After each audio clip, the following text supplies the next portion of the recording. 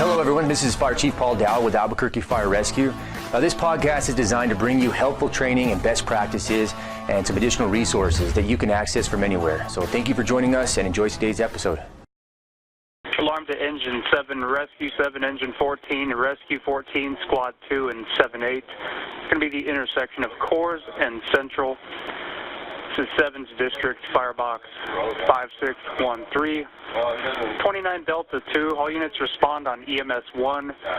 We have a minivan versus pickup truck, possible ejected patients. All units respond on EMS 1 and advise on additional. Intersection of Coors and Central. For Engine 7, Rescue 7, Engine 14, Rescue 14, Squad 2, and 7-8. Possible first alarm medical. All right, welcome everybody to another episode of the AFR Podcast. Today I'm joined by some guys from the alarm room. So we got Lieutenant Zach Nichols here, Lieutenant Gabe Gallegos, and Driver Will Chavez. Welcome, guys. Thanks for coming on. Thanks for having us. So Zach, let's start with you. Can you give us a background of your career and then your time up at the alarm room? Sure, yeah. I started off from the best class ever, the 76ers, and then went to Station 3. I was there for about 5 years and was full-fledged tech, and then I got promoted to driver, volunteered for the alarm room, and I was there for about 5 years, went back to the field for a brief stint, and then I was promoted to the QA officer. So that's what you're doing now? Yeah, I bought into the alarm room. I'm a big believer in it, and I'm here to answer all your questions. All right. How about you, Gabe? Started out also best class ever, 76er. I was at Station 3 and got promoted up to the academy. I was an instructor up there. Been in tech services, the alarm room, and now I'm the trainer for the alarm room. Awesome. And Will? I have 12 years completed in AFR. Currently a driver, like you stated. I spent 4 years as a dispatcher, and currently I'm in tech services. And now you're the guy to call when my computer screen is locked upside down. I don't know what to do. I am, and you have? Yep. Lots. Awesome. Hey, guys. So anyways, welcome and thanks for coming. So you guys are all firefighters. Can you talk about some of the benefits of that up in the alarm room? I know, say, PD, they've got some civilian counterparts.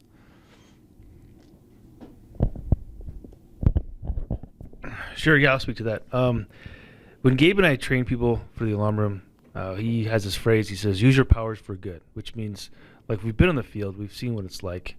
We know that looking at the other side of the phone is actually like. So when we dispatch a structure fire and we hear our friends go en route, we know, kind of preparing what their size up looks like. We can kind of mentally picture it in our head, and it gives us better sense of accountability. And then same with EMS calls.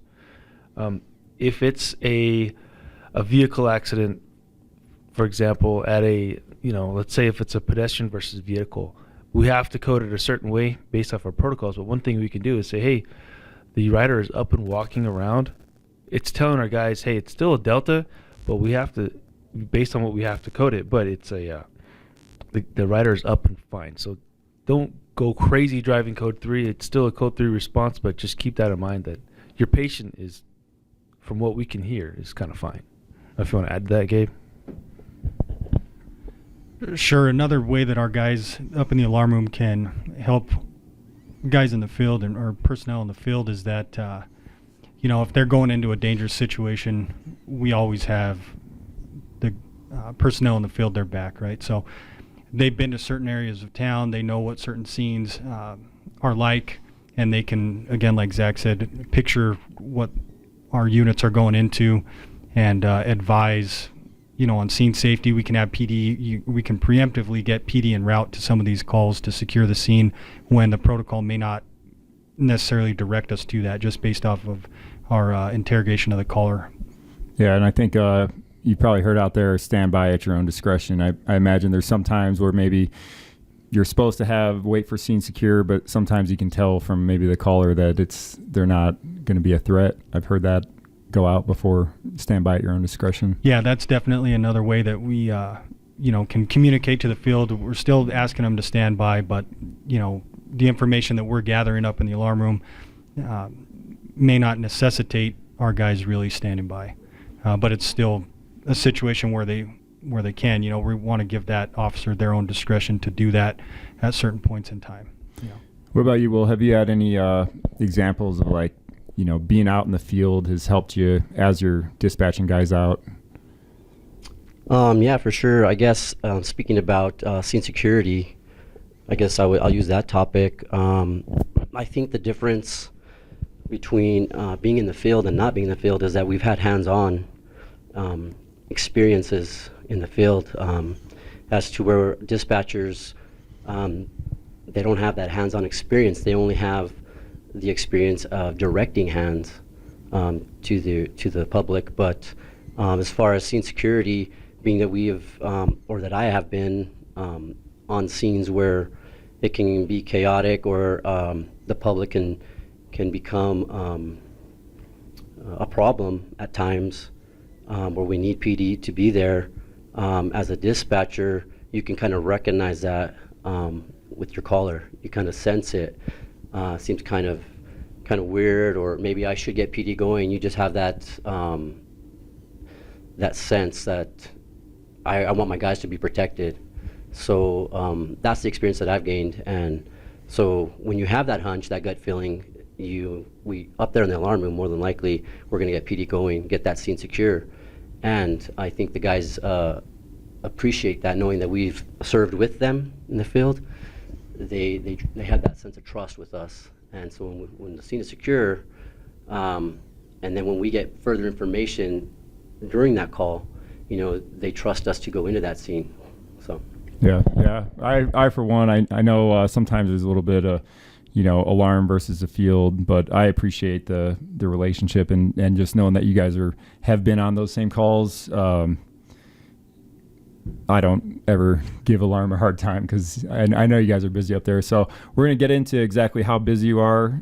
Let's start off with the increase in call volume. And Zach, I think you got some numbers for us to show. It's been pretty significant. For example, in 2013, we ran just over 81,000 calls, and we've progressed about 4,000 to 5,000 calls. Although we did have a huge jump from 2014 to 2015. We jumped about 9,000 calls. That was huge. And we don't really, can't tell you why. It just, all of a sudden, people started calling 911 more. And then from 2015 to 2016, we jumped 10,000 calls. And as a department, once you eclipse 100,000 calls, 2016 we ran 104,936 calls. We are one of 25 in the nation that runs that many calls. And so if you take into perspective how many stations we have and you compare to other larger departments, we are per capita probably the busiest, if not one of the busiest departments. And it's all directed up to the alarm room as well. So just take this into perspective. So let's take last year, for example. We ran, in 2018, 109,816 calls. That's a third of the actual total call volume that the alarm room received. The other 2/3 came from PDs giving us calls, or someone calling to report a false alarm, or someone asking if, can you open the garage to station 5, bro? You know what I mean? Or someone asking if it's a burn day. Or someone's calling the alarm room just a regular, hey, is it on schedule tonight? Like, no, this is the alarm room, bro. Or we had a call, a lot of them is my grandma, her water heater broke. Can you guys fix it? And that, we're not just going to tell the caller, sorry, no. We're going to try to help them out and provide a good service because we all have grandmas. We all want to help and do a good job. So it just takes it in perspective that the phone never stops ringing. I don't know. Yeah.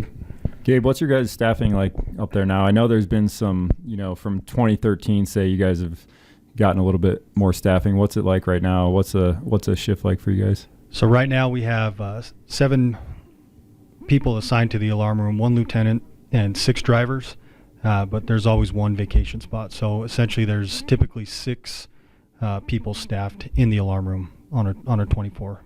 If we have full staffing, no one's off vacation or sick, then we'll have 7, one of those being the officer. And you guys got different shifts in the field, right? You have one more?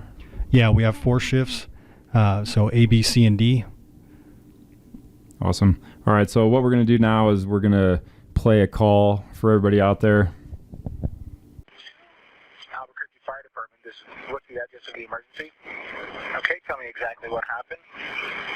My boyfriend He's type 1 diabetic, and I believe he has really low blood sugar. He's completely delirious. Are you with your boyfriend now?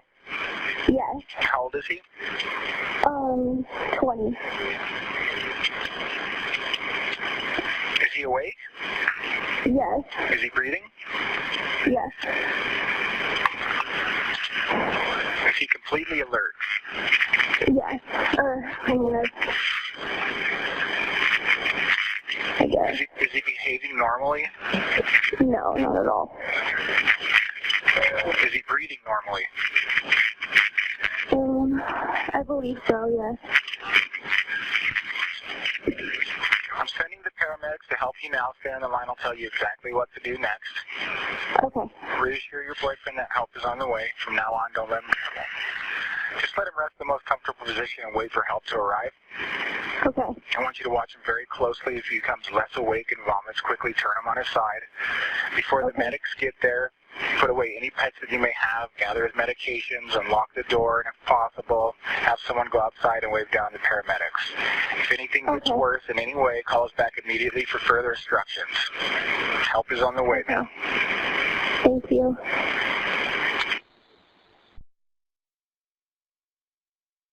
All right, so on that call, that sounded like a diabetic problem. We heard all the questions that you guys have to ask up there.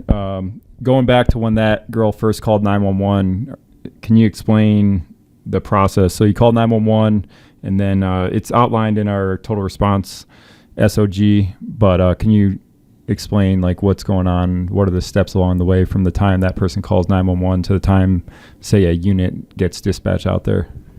So what's going to happen, the call's first going to go to either, depending on where the person calls in the city, it's going to go to the Albuquerque PSAP or the Bernalillo County PSAP. So the PSAP's the public safety answering point. So if it's within the Albuquerque city limits, depending on where the cell phone towers ping the call at, it's going to go to the Albuquerque police. They're going to answer the call first. They're going to determine whether to send that call to the fire department or to keep that call. If it's fire medical, if the person's requesting an ambulance or they're saying that there's a fire, they're going to transfer immediately over to the fire department. At that point, we answer the call, get the address and phone number, and code the call accordingly. At that point, take this call, for instance, get the address, the phone number, and we're going to ask them specific questions dictated by priority dispatch and our EMD and EFD protocols. We'll get the call type and coding, and then we'll dispatch a unit out to that call. So we have, according to NFPA 1221, we have 120 seconds, 99% of the time to process that call. That's from the point of entering the address to the point when the field units get the tones and they're dispatched. Okay. So the longer you've been in, the more you're going to remember these calls. We're not going to go through every single number here on this, but, you know, most people are familiar with, say, a 6 is going to be a trouble breathing.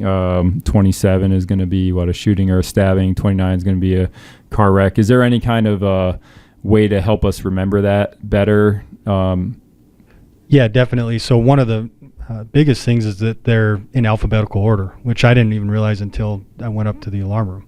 So from 1 to 32, and there's actually a 33 it's a transfer, interfacility transfer.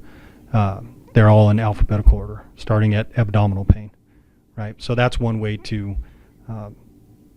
try to narrow down what type of call it is. Okay. And then we're probably also pretty familiar with the different letters. So alpha, well, actually there's omega, right? So you can start with omega and then go all the way up to echo on every kind of call? Some calls don't have certain determinant descriptors, which would be the Alpha, Bravo, Charlie, Delta, Echo. Some don't have all of those. But essentially, yes, the Alpha, is the least critical, to the Echo being the most. Okay. And that tells us how serious it's going to be. It also tells us, whether we're responding lights and sirens or not. Sometimes there's like an extra number or letter after that. What do those mean? I'm not familiar with those. Correct. So the number after is the determinant descriptor. So the Alpha Bravo Charlie Delta Echo is the determinant level, right? How severe it is. And then the descriptor is the number after that that describes within that level what is going on. All right. So again, we're all familiar with, say, a 29 Bravo, and then usually there's a number that goes after that, like a 29 Bravo 1. Is that information relevant to us in the field? Is it too specific that maybe we don't need to remember, or what do those numbers mean after the letter? So for the medical side, the level is really going to dictate the response more than that determinant number, right? The determinant descriptor. On the fire side is where that determinant descriptor is going to impact the response a lot more. For instance, if you have a 69 Delta 6, that's going to get a different response than a 69 Delta 1 or a 69 Delta 5, right? You're going to have more units going to a high-rise or a large commercial structure, something like that, than you are a single-family residence. And it can even be broken down more with a 69 Delta 6S, which is a single-story, single-family residence, right? That's going to get a certain response versus a 69 Delta 6M, which is a multiple-story, single-family residence. They're going to get different responses there. Okay. So really it's going to be like what units are getting sent on that specific call, but from the field perspective, maybe that's more of just for you guys up in the alarm room to do your thing? Correct. All right. So guys, we're talking about, again, this is different coding, and this is, getting into how the alarm room handles the calls. And then I just wanted to touch real quick on how the field handles that information once we get it. So one thing that came out in one of these chief reports was admin saying that their number one priority for the fiscal year 20 is going to be evaluating the response times. So you can expect they're going to be doing some digging into that. So when we get that call out in the station, again, I didn't know about this SOG until pretty far into my career. So if you don't know about it, again, it's a total response time SOG. And this is where it says that, we're supposed to go code 3 on Bravos and above. And that's where it says that like AAS isn't going to go code 3 on until you get to a Charlie. So anyways, that's where the actual SOG that outlines it is. And then also in there is the different in the different turnout times. So for a day EMS call, you got 60 seconds. A day fire, you got 105 seconds. Night EMS call, you got 105 seconds. Night fire, you got 150 seconds. So there's a lot of stuff in that SOG that will dictate how we respond to these calls. Like I said, whether it's going lights and sirens or not. Okay, so we outlined that earlier one was a diabetic call. We outlined kind of the questions that you're going to ask up at alarm room and how that gets dispatched out. But now we're going to play a more difficult call and see some of the challenges that you guys face. Maybe everything is not as cut and dry and can't put it into a box maybe. Albuquerque Fire Department, what is the address of the emergency? And what's the phone number you're calling from in case we get disconnected? Okay, tell me exactly what happened. My son is being combative, and then he wants to commit suicide, and he stabbed his arm, his hand, and now he's bleeding. Okay, and how old is he? 28. And is he awake right now? Yes. And is he completely alert? Yes. And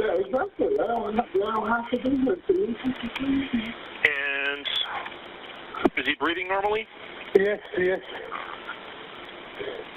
And is there blood spurting or pouring out? It's dripping out pretty good. We got a pretty good pool on the table or on the floor. Okay, do me a favor. Go ahead and put a clean, dry cloth on that wound, okay? He won't let me. Okay, does he have a bleeding disorder? No, I don't know. I don't think so. Okay, I'm going to send the paramedics to help him now. Stay on the line, and I'll tell you exactly what to do next. Help is on the way. From now on, don't let him have anything to eat or drink. It might make him sick or cause further problems. Just let him rest in the most comfortable position and wait for help to arrive.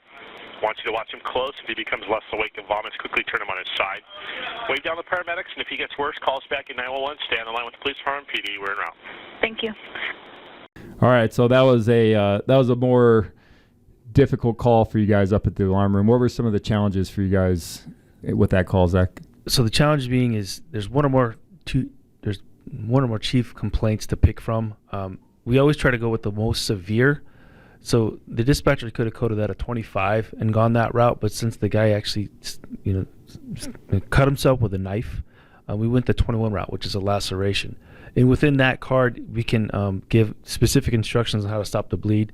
You can hear the guy in the background, kind of, you can tell he's a little aggravated or upset, and it kind of puts us in a weird position because we don't want to tell the caller we don't want to put the caller in harm's way rather, but we do want to code it appropriately. So if you listen to the very end of it, our dispatcher communicated with APD, let us know when it's scene secure. So let us know, meaning like we're going to send the police there because it's a psych call in nature, even though we coded it at 21. And when we actually dispatch it, that's something we can give verbally, like alarm room to rescue, whatever, respond to this. This is initially a 25, but the caller cut himself, making it now a 21. Stand by for APD. And we try to paint a picture as best we can. But the one thing I think the field needs to understand is the dispatcher has to make a decision. And he has 3 to 5 seconds to make a choice. And what's the bad part is, especially for my position being in a QA spot, let's say that call gets QA'd, I'll spend 3 days dissecting that call, knowing that the dispatcher made a decision within like 5 seconds. And that's what's tough. Like, that's what I would like the field to understand is like, we have to make a decision. And it's got to be quick because in that case, someone was bleeding. And was it miscoded? No, but kind of yes, not really. It's somewhere in the gray area. He got the appropriate response because we dispatched a rescue to that call, but that's just something to keep in mind is sometimes when people call 911, they can't communicate. They don't know where they are. They're very stressed out. Hopefully, for some people, they don't really call 911, but maybe twice in their lifetime. And that one time is extremely stressful, and they just can't communicate. They vapor lock. So one of the things that we can do as a dispatcher is ask them to pass the phone to somebody else if they can't communicate. But it can be very difficult. And that was a fairly easy call, but the question came into, what do you code it? So we picked, I believe, the most appropriate response, which is a 21, because the guy was bleeding. Nice. All right, well, I want to go over to you. So I want to talk about some of the, what is it like when you get a real serious call and you're on the other end of that line, right? Most of the time you're staying online with the caller. Is that correct? That's correct, yeah. Okay, so, and then, at one point you break to dispatch units, right? Yes. Okay, so what's it like in the meantime? So you dispatch these units, and now you're waiting on our guys out there to respond. What's it like from your point of view? Just, I'm sure those minutes can seem like forever.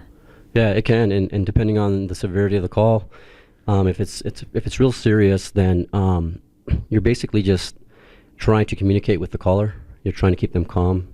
You're trying to give medical direction. I can recall numerous calls where I'm waiting for our units to arrive, and I'm just trying to keep the caller at ease. There's times too when we're waiting for PD. Sometimes we have a delayed response. We're actually there, but we're not getting down because we're waiting for PD to secure the scene, which really can frustrate the caller.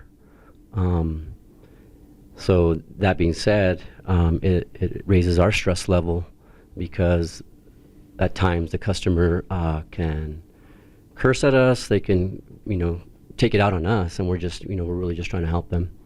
So it raises our stress level. So we do what we can. We do what we can to calm the caller and just remain with them until our units have actually made contact with them. And at that point, we can go ahead and disconnect. But then, more than likely, we have another call waiting for us. Yeah. So we go from one stressful situation to it could be even worse, or it can just be an easy call. And you guys got to stay professional at all times. The caller can be as rude or disrespectful as they want, and then you guys have this constant oversight. Kind of everything is recorded. Everybody's coming in and checking on you. So you can't even slip up really once, or else you're going to get yourself in trouble. That's correct. We just we got to keep our cool. We got to find, each individual up there has to find what works for them best. It could be after a real bad call, they can, talk to their supervisor and take an early break, walk away from the phone, get some air, get a drink of water, come back when they're ready. It just depends. Everyone's different. But, if you're going to continue to sit there and take call after call after call, especially ones that stress you out, you're going to find yourself not really enjoying your job too much. And I remember times when I was going into work and I actually felt anxious just going into work, and I haven't even taken a call yet. Yeah. So we really got to keep an eye on each other and make sure that we're taking care of ourselves mentally but yes, we definitely have to maintain that professionalism because we have a service to provide, and we're representatives of our department and our city, so we all do a great job up there. Nice. You guys, Gabe, you got anything to add on, say, burnout or PTSD, anything that might affect some of the guys up in the alarm room? Yeah, I think from my perspective in training, what I try to do is just communicate to the guys and let them know that, to try to be able to reset themselves, often. Because by this time in the year, from January, our guys are already taking thousands of calls per dispatcher, just one person. So regardless, the fact that they've taken, 2,000, however many calls at this point in the year, they need to be able to reset multiple times, or at least attempt to realize that the people that are calling in, it's probably their first time calling 911. Right, and it may be the last time they call 911, and that's going to be their only experience with the fire department. So being able to reset and show that good customer service to every single person that calls in, it's difficult, but you have to. It's something that you need to be able to remind yourself of. Anything to add, Zach? Yeah, like maybe before the podcast started, we were talking about how everyone has their one call that they remember. They can walk in and they can smell what it smells like, or they can see those images are imprinted in your brain, especially the bad ones. But for us, we have 50, 60 of those calls in our brain. We can't. It's kind of like reading a book. You paint a picture with your imagination, but you hear the shrills in the background, and it messes with you. So, for example, we had a dispatcher. He took a pediatric drowning. Didn't turn out so well. He hangs up. 2 minutes later, the phone call rings, and it's 32 Bravo at the corner of Central and Dallas. And we still have to provide a level of professionalism and keeping in mind that everything is recorded. So that's another added little stress. And then with that, I refer to it as being plugged into the matrix. We have headsets that we're constantly plugged into the radio, and we can hear all the radio traffic. And to touch on that is last year we had 1.2 million pieces of radio transmission going to the alarm room channel. And I would say 2/3 of that was generated some sort of response from us. Everything from what is the gate code to is scene secure, or, can you repeat, my MDT is not working right now. So we're constantly listening and it's it'll wear you out. Getting off of work, I remember when I first started, I would drive home and I wouldn't even listen to the radio. I just need to have silence because it was just so much, and it kind of burns you out, But you got to find a way to work through that. Just like everything in this job, it's like your career in the fire department, in my experience, kind of goes like peaks and valleys, and the alarm room is a very intricate part of that, and you got to figure out a way to get through it. And we have guys that will work out extremely just to get all that aggression on. We other guys that will find themselves getting lost in a book or whatever. You got to find the balance, just because at the end of the day, the phone will not stop ringing. Yeah. And everybody out there in the field, that's what we do, right? We bring calm to these chaotic events, but really the biggest thing you can do is, getting there as quick as we can. Once we get there, we're able to, make things better. But just imagining that, I talk about a couple times I had to respond out to Tanawan, and there's gate codes and speed bumps. And so some calls are just things out of your control, but really the one thing you can control is just getting to those emergencies as quick as you can. And then we're going to make things better. And it'll take some of the stress away from everybody, the callers, the dispatchers, and then we can do our thing when we get there. All right, so I know you guys, not all your calls are serious, right? The call volume's going way up. I wanted to play a couple clips of some of the things that you guys are dealing with, some of the less severe calls. Yeah, Okay. What's your callback number, ma'am? My phone number, I'm not going to give it out. I'm sorry. Okay. You're not going to give your phone number out? No, I'm not going to give my number out to you, okay?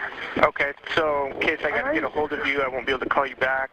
What's your name? No, I'm sorry. You cannot call me back. I'm sorry. I'm not going to give out my name over the phone. You're not gonna like give that. your I don't name even out. know who you are. Okay, I'm Shane with the Albuquerque Fire Department. Uh-huh. All right, so you said you smell something burning. Albuquerque Fire Department, what is the address to the emergency? Yeah, that one, I'm not even sure of the name. Let me find it. I got it, ma'am. It's a... Like, I fell, and I'm partially paralyzed, and I tried to get back up, and I can't get back up. Okay. My door is unlocked to the room, and... Your door is unlocked? I kind of need help. Yeah, my door is unlocked. Okay. And you just fell? How old are you? I think I'm 54. No, I don't remember. Okay. And what part of your body's injured? I heard, well, I'm partially paralyzed on my right side, but when I fell, I hurt my side and my hand, and I scraped up my knee. Okay. The floor is like slippery, and I lost my balance on it. Okay. I'm sending the paramedics to help you now. Just rest in the most comfortable position. If you get worse in any way, call us back. Help's on the way, okay? Okay, thank you. Let them know my door's open, okay? I will. Okay, bye-bye. Okay. Okay, so those are some of the less serious calls. What do you guys think? What can we do, or what have we done to try to reduce some of these responses? So that's a tough one, because what have you been telling kids to do since day one? If there's an emergency, what number do you call? We do kids like field trips, or whatever. What do you do? Call 911. We've ingrained that into our society's children forever. So to kind of get away from that is a challenge. I know there's a PSA in the works where they're trying to differentiate an emergency versus an urgency. We have our new 32 Bravo flow chart where we're actually trying to do a little bit of call reduction. That's like trending right now in the alarm room, is call reduction. How can we get fewer calls? Because I think we can all agree we run an extreme amount of calls.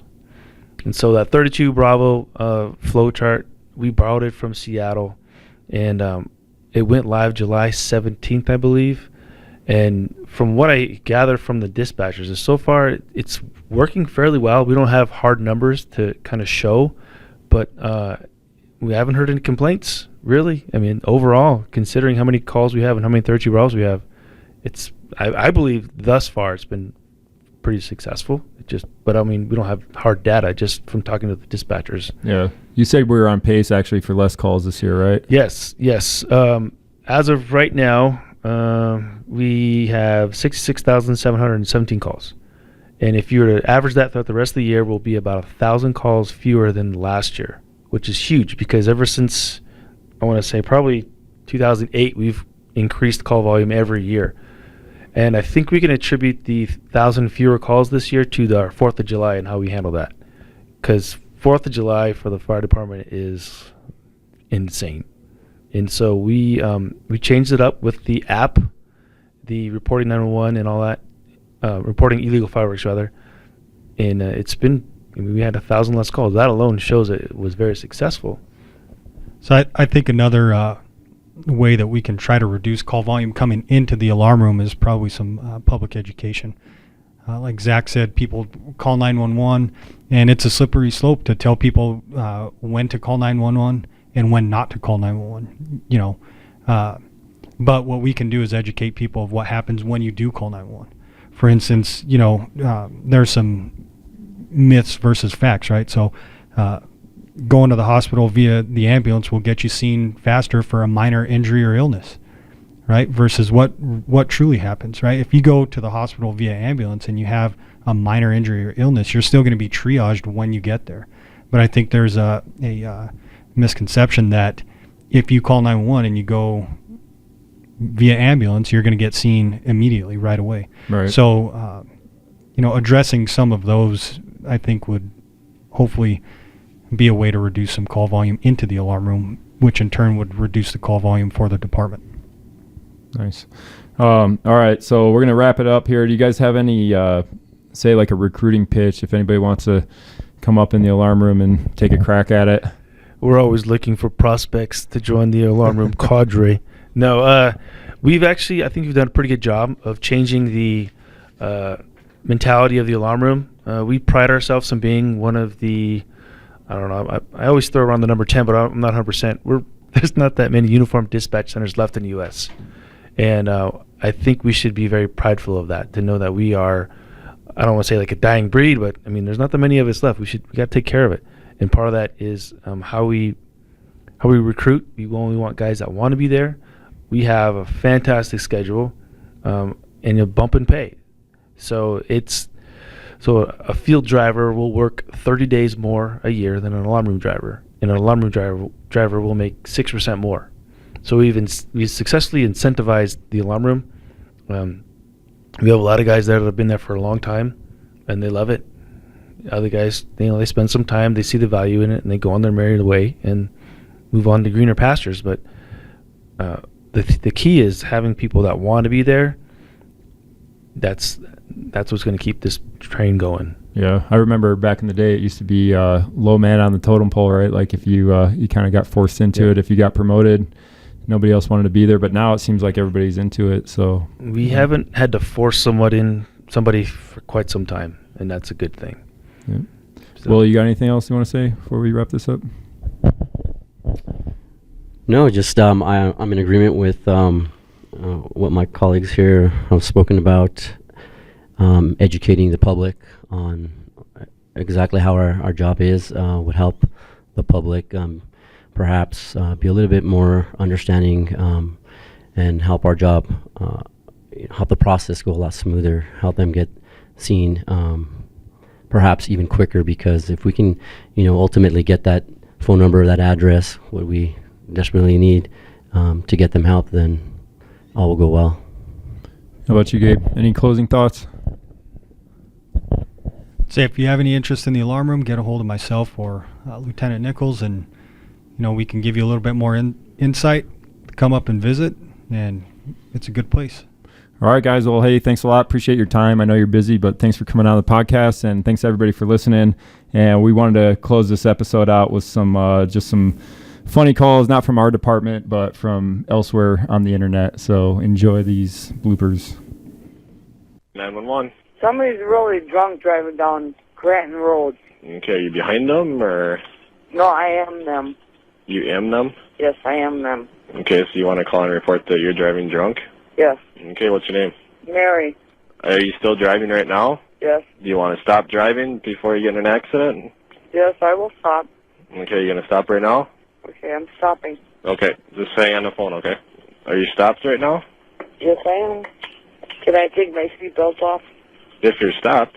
Yes, I'm stopped. If you're stopped, that's fine, yeah. I'm in park. Okay. Can I take my seatbelt off? Yeah, as long as you're not driving, as long as you're not moving. Should I turn my car off and turn the flashers on? Yep, that's fine. If you want to turn it off and turn the flashers on, then we can find you. Okay, just hold on 1 second again, Mary, okay? Okay. County Police and Fire, where's your emergency? We have a problem here. I'm trying to get a girl to go to rehab who's been doing drugs with Pedro Guerrero. Here. Does anybody there need rescue? Who's been doing drugs for 2 days with Pedro Guerrero, who just got arrested. Okay. Doing cocaine, and I'm trying to get her to leave her house and go into rehab right now. Is anybody hitting anyone right now? No, it's not like that. Anybody have any weapons? No. Does the girl need a rescue? No, she doesn't need a rescue. All right, I just hold on, walked in and with a officer friend will and help we're trying to tell her. Hello? This is the police department. No, she left, and I don't know what to do about it. Miss, I'm frustrated. This guy, Pedro Guerrero, got arrested for having 15 keys of cocaine here recently. This girl has spent the last 2 days doing drugs with him. Me and a friend just came over and said, you're going into a rehab. She's gotten mad. She just got in her car. Now she is loaded out of her mind in her Mustang driving around town somewhere. She needs to be stopped. Okay, thank you. I got to go and see if I can find her. Okay. 911, what is your emergency? Yes, I need a police officer over here. What's going on? I've got 2 teenage daughters, and I just got home from work. They were physically fighting with each other, and one of them kicked a hole in a door. And they're 12 and almost 14, and the 12-year-old is completely out of control, and I physically, if she's as big as I am, I can't control her. Okay, did you want us to come over to shoot her?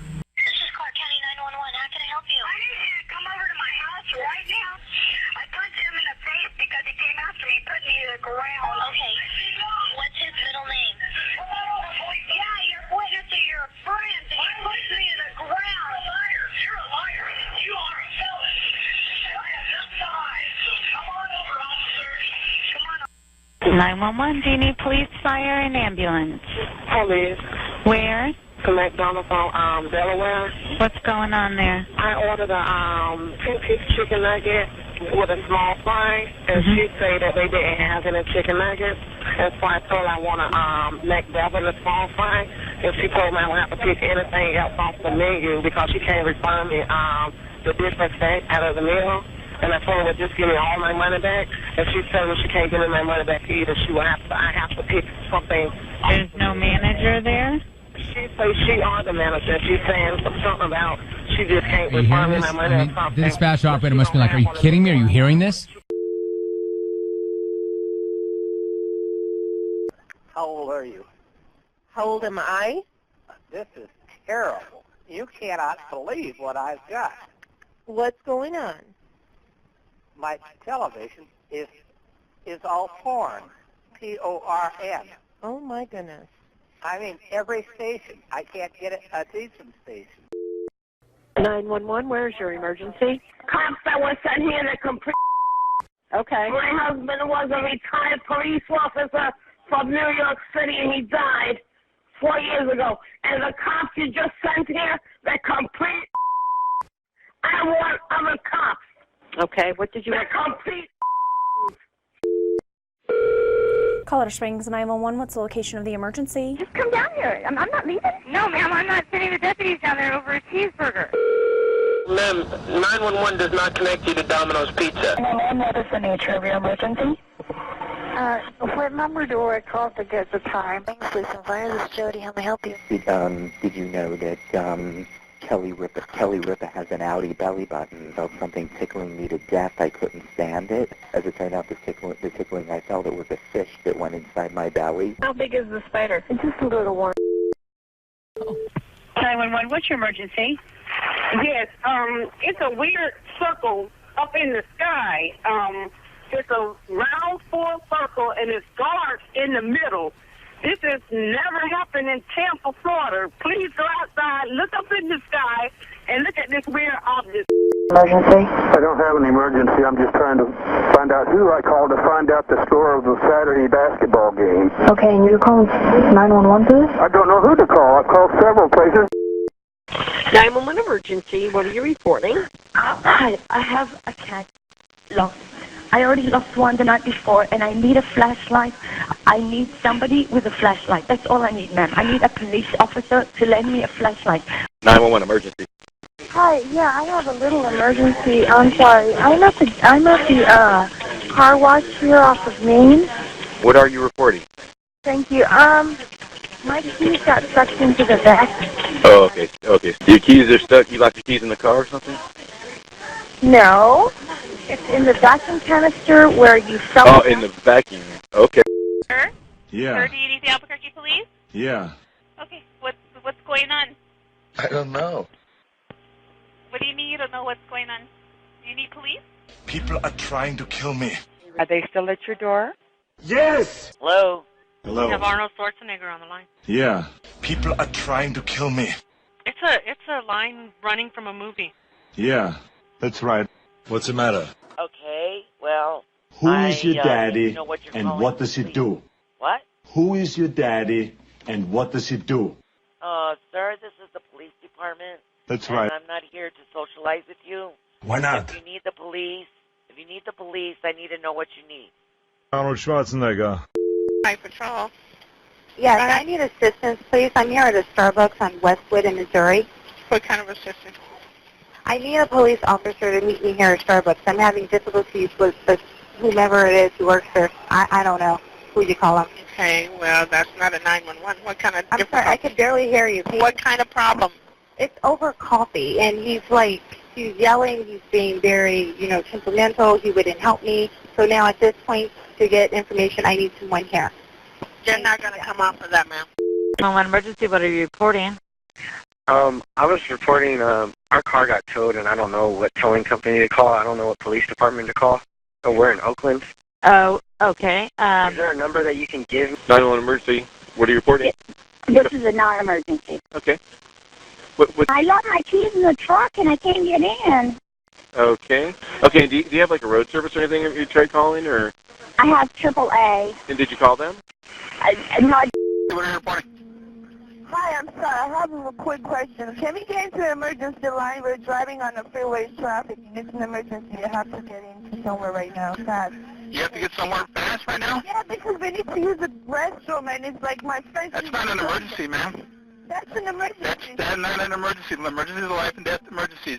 If you have to go to the bathroom, that's not an emergency. Yeah, because she's sick. She's been sick in the bed, and she cannot hold it anymore. She has to go to the bathroom. Okay, where you at? We're on the 5 North. On the freeway. Where at?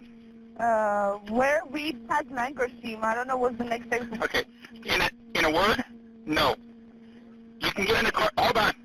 Yeah. You're not allowed to get in the emergency lane. Period. Okay. Okay? Ma'am, if you do it, you're going to get a ticket. Okay, I know. Okay. Okay, very good. Okay, bye. Goodbye.